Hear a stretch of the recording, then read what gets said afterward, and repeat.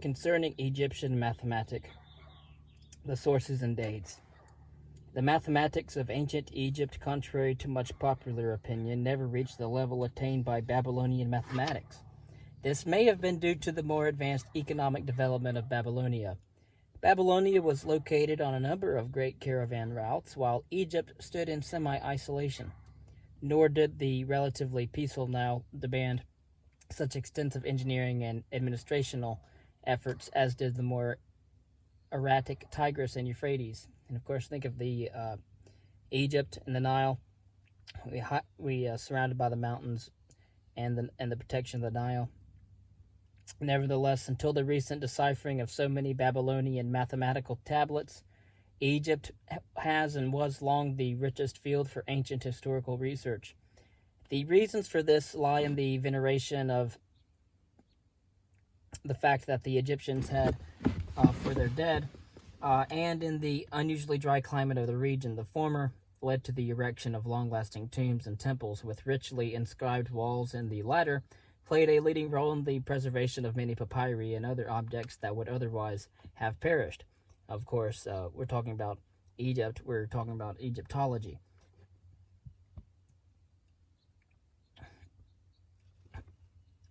And so following was a chronological list of some of the tangible items bearing on the mathematics of ancient Egypt. In addition to these items, there are numerous wall inscriptions and minor papyri that contribute to our knowledge. 3100 BCE in a museum in Oxford is a royal Egyptian mace dating from this time. On the mace are several numbers in the millions and hundred thousands, written in Egyptian hieroglyphs, recording results of a successful military campaign. Around the year 2900 BCE, the Great Pyramid of Giza was erected about 2900 BCE and undoubtedly involved some mathematical and engineering problems. The structure covers 13 acres and contains over 2 million stone blocks, averaging 2.5 tons in weight, very carefully fitted together, and these stone blocks were brought from sandstone quarries located on the other side of the Nile. Some chamber roofs are made of 54-ton granite blocks 27 feet long and 4 feet thick, hauled from a quarry 600 miles away, and set 200 feet above ground. It is reported that the sides of the square base involve a relative error of less than 1 to 14,000, and that the relative error in the right angles at the corners does not exceed 1 out of 27,000. The engineering skill and feat implied by these impressive statistics is considerably diminished when we realize the fact that the task was accomplished by an army of 100,000 laborers working for a period of 30 years.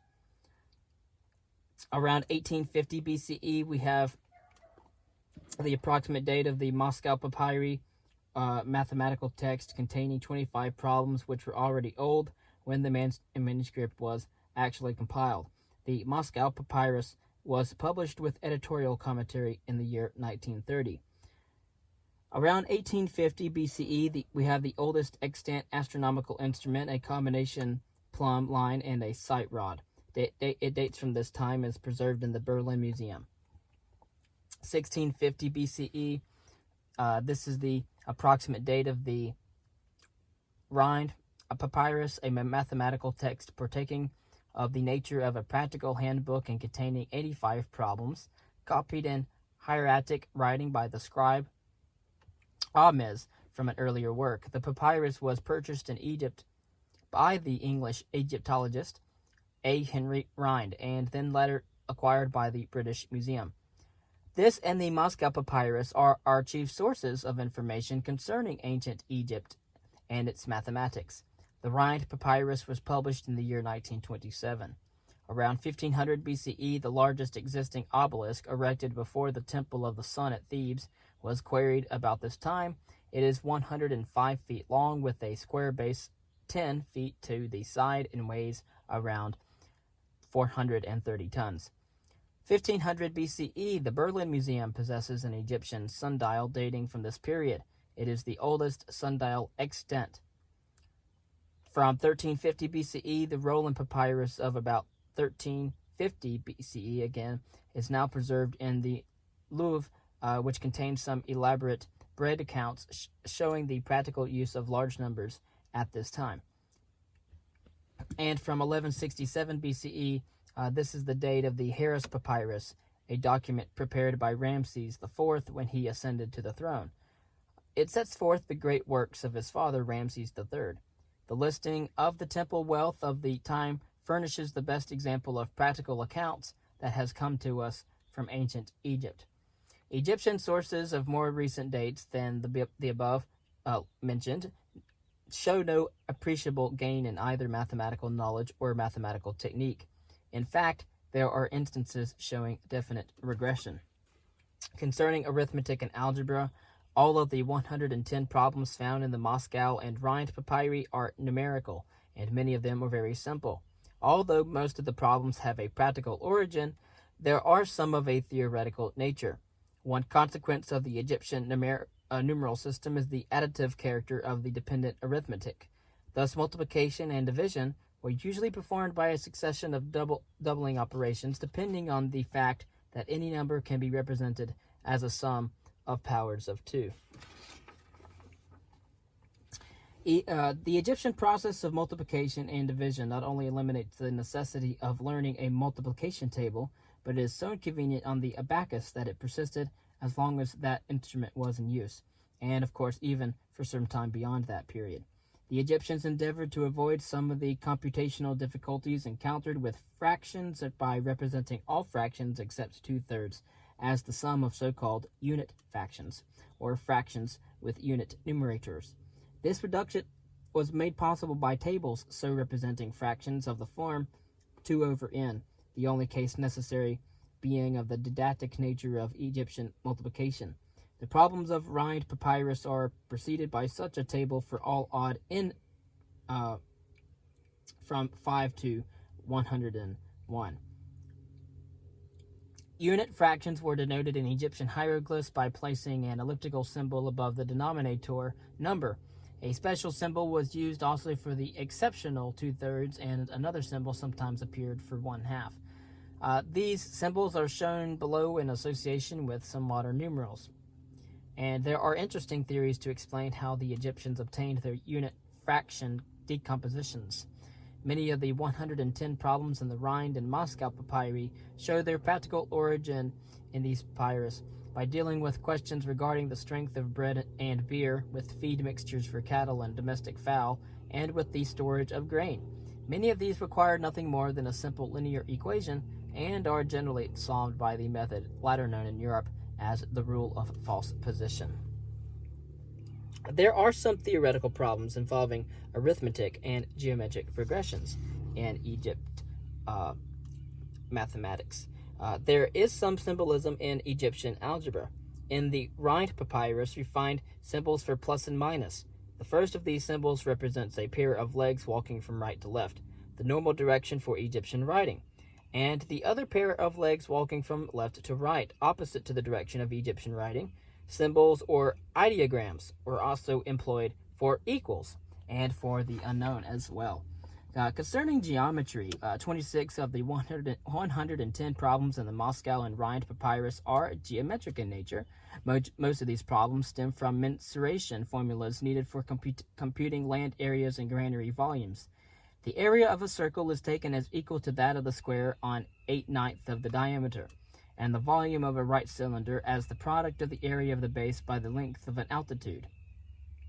Recent investigations seem to show that the ancient Egyptians knew that the area of any triangle is given by half the product of base and altitude, and as some of the problems seem to concern themselves with the cotangent of the dihedral angle between the base and a face of a pyramid, and others show an acquaintance with the elementary theory of proportion, contradicting repeated and apparently unfounded stories, no documentary evidence has been found indicating that the Egyptians were aware of even a particular case of the Pythagorean theorem.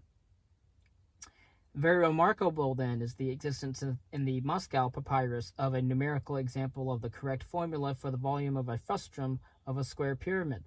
No other unquestionably genuine example of this formula has been found in ancient Oriental mathematics, and several conjectures have been formulated in order to explain how it might have been discovered.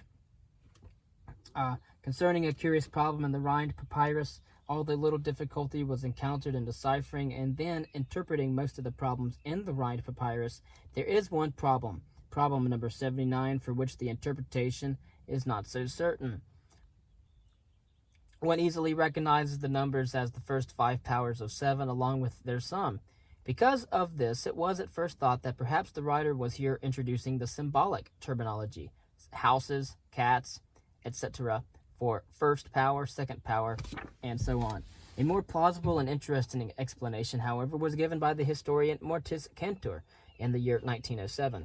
He saw in this problem an ancient forerunner of a problem which was popular in the medieval era, and which was given by Leonardo Fabianasi in 1202 in his Liber Abaci. Among the problems occurring in this work is the following. Quote, there are 7 old women on the road to Rome. Each woman has 7 mules. Each mule carries 7 sacks. Each sack contains 7 loaves of bread, which each loaf are 7 knives, and each knife is in 7 sheaths. Women, mules, sacks, loaves, knives, and sheaths. How many are there in all on the road to Rome? As a later and more familiar version of the same problem, we have the Old English children's rhyme. Quote, as I was going to St. Ives, I met a man with 7 wives. Every wife had 7 sacks. Every sack had 7 cats. Every cat had 7 kits, cats, sacks, and wives. How many were going to St. Ives? According to Cantor's interpretation, the original problem in the Rhind papyrus might then be formulated somewhat as follows. Quote, an estate consisted of 7 houses. Each house had 7 cats. Each cat ate 7 mice. Each mouse ate 7 heads of wheat, and each head of wheat was capable of yielding 7 hekat measures of grain. Houses, cats, mice, heads of wheat, and hekat measures of grain. How many of these in all were in the estate? Here then is a problem which has been preserved as part of the puzzle lore of the world. It was apparently already old when Ames copied it, and older by 3,000 years when Fabianasi incorporated a version of it in his Liber Abaci. Even 150 years later, we are still reading yet another variant of it to our children. One cannot help but wonder if a surprise twist such as occurs in the Old English rhyme also occurred in the ancient Egyptian problem. There are many puzzle problems popping up every now and then in our present-day magazines which have medieval counterparts. How much further back some of them go is now almost impossible to determine. And you might want to look up D.E. Smith on the origin of certain typical problems from American Mathematical Monthly.